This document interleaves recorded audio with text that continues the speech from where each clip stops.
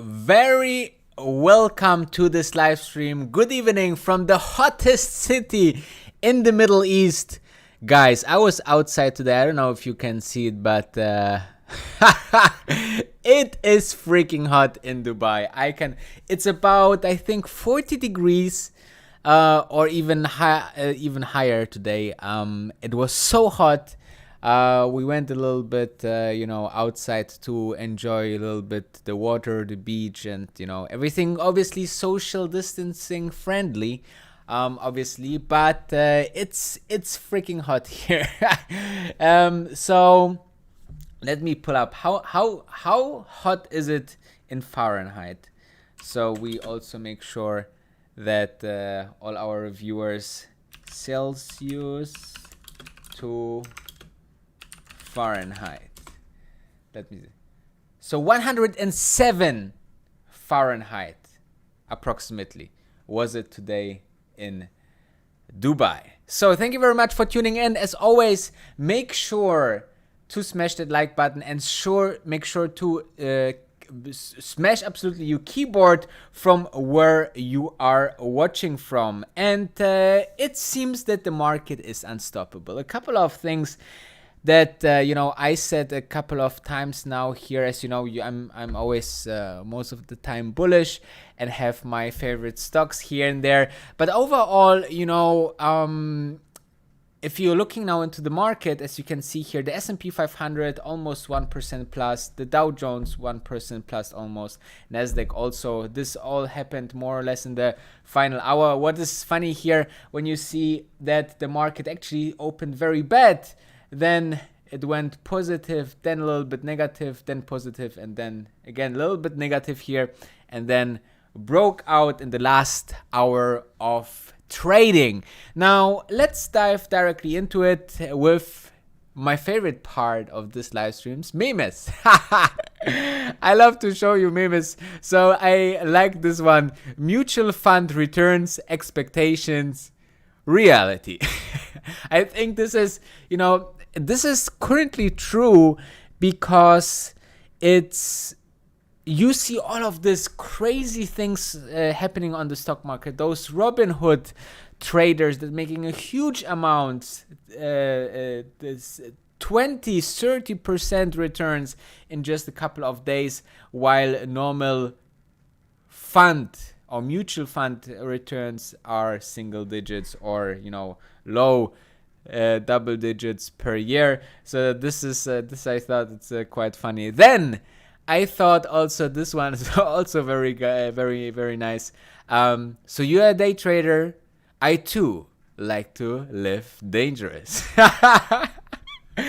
So I really, this is I love this. Let me know if you like this memes. I will find some more over the next couple of days, to break the ice between you in front of your streaming device and me in front of the camera, but let's dive directly into the topic. So we are having, obviously, as every Thursday, the US weekly jobless claim numbers, which was 1.48 million versus 1.35 million expected. Obviously, this was bad for the market, but the market doesn't care. So as you can see, the market is going higher and higher now. The S&P 500 is even 0.85%. Let's see when we stop this live stream how the market will close today. However, moreover, there is something that I feel is, if there's one takeaway from this stream today,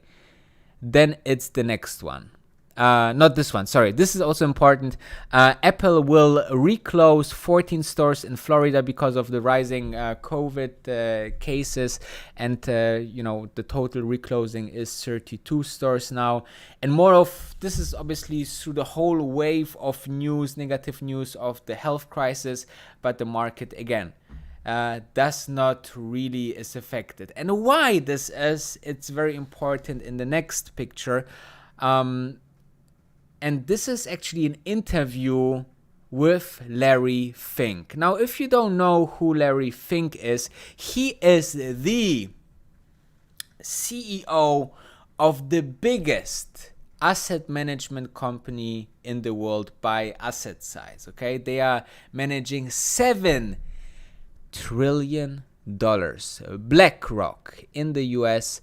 And when this kind of people are speaking, I feel like Larry Fink is in the league of, Larry Fink, Bill Ackman, Kyle Icahn. Those are very, very strong and big guys on Wall Street. And when they are giving you free content, guys, then you listen. You have to listen to these things, okay? This is so important to understand how they view the current situations. And this is back also to the main topic, why we don't see a crash, because, he's saying in his interview that actually markets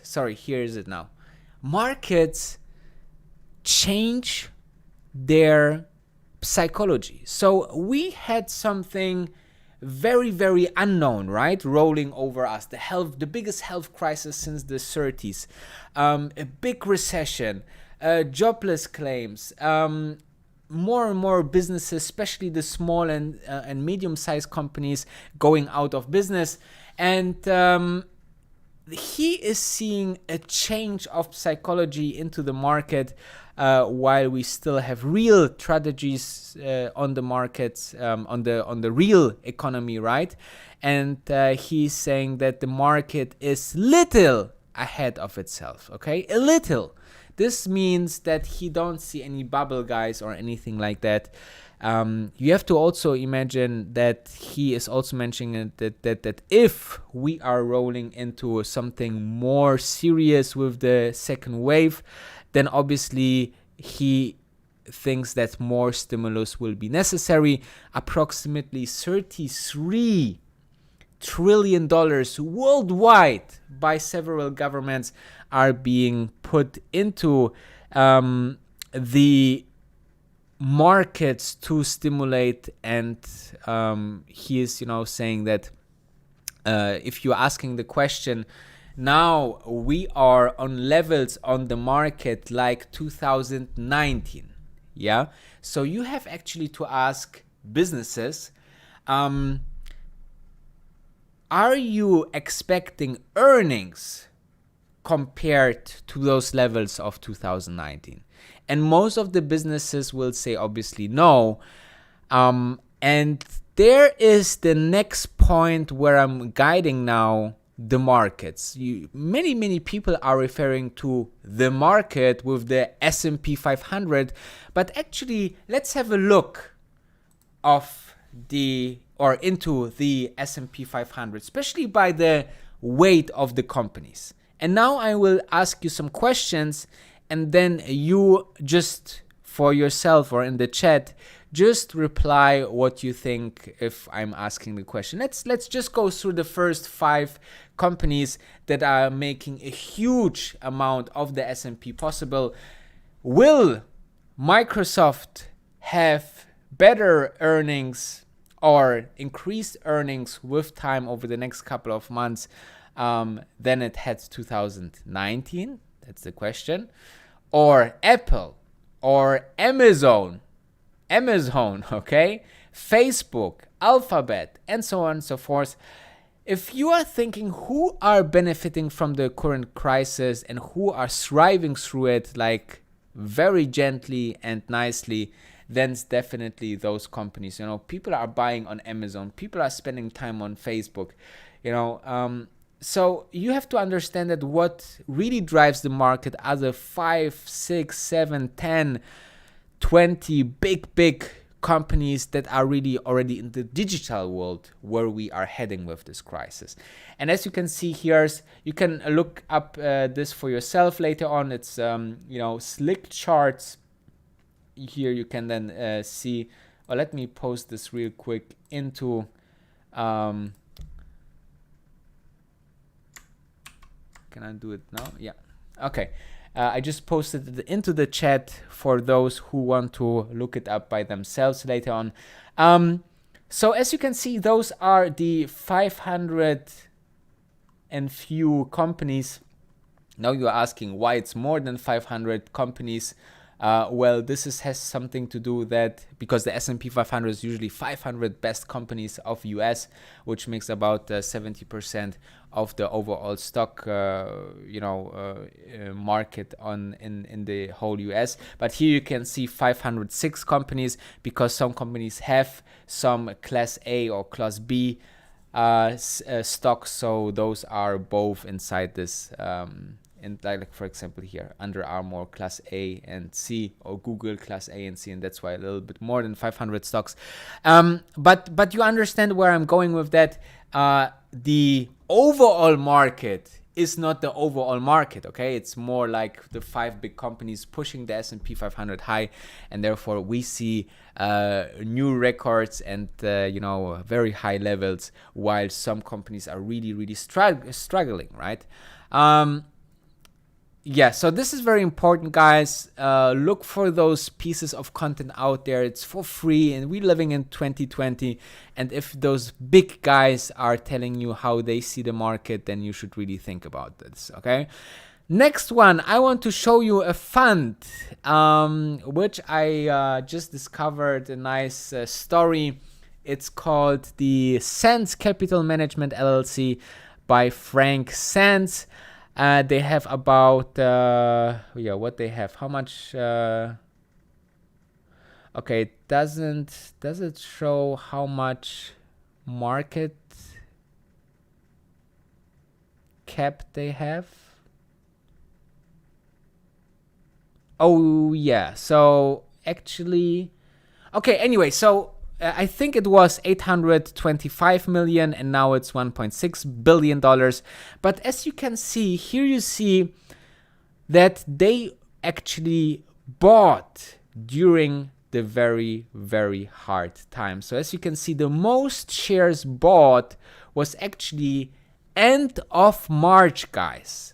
Okay, end of March, they really pushed the buy trigger, and this is the experience and the really good people on Wall Street that really could see this through and buy heavily as a hedge fund, right?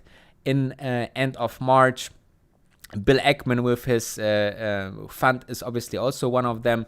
And if you're looking closer into this fund, is something that I like as well. They obviously invest into growth stocks, which is quite nice, like Amazon, Google, Baba, Adobe, Illumina, and so on and so forth. So quite interesting that if you bought and as a hedge fund bought in back of March, you could make a really good return, right? So as you can see here, total gain estimated around 200%. So pretty sick for a hedge fund.